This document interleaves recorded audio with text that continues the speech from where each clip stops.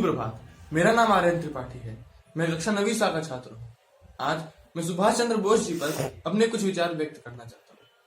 नेताजी सुभाष चंद्र बोस भारत के महान देशभक्त और बहादुर स्वतंत्रता सेनानी थे। वे स्वदेशानुराग और जोशपूर्ण देशभक्ति के प्रतीक थे।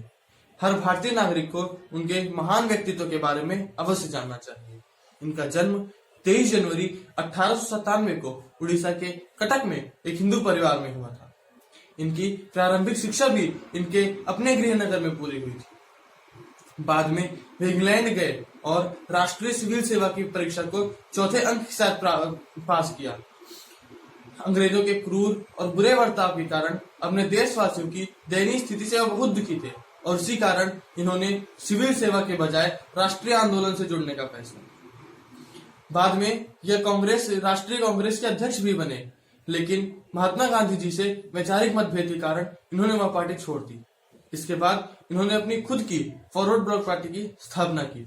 वे मानते थे कि अंग्रेजों से आजादी पाने के लिए अहिंसा आंदोलन सही नहीं है और इसीलिए इन्होंने हिंसक आंदोलन चुना।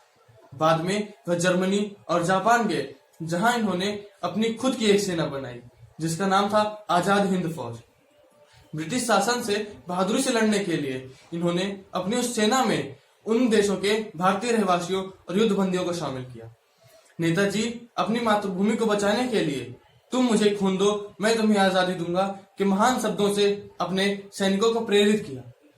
ऐसा माना जाता है कि 1945 में एक प्लेन दुर्घटना में इनकी मृत्यु हुई और ब्रिटिश शासन से लड़ने की उनकी सेना की सभी उम्मीदें उनकी मृत्यु की बुरी खबर के बाद समाप्त हो गई।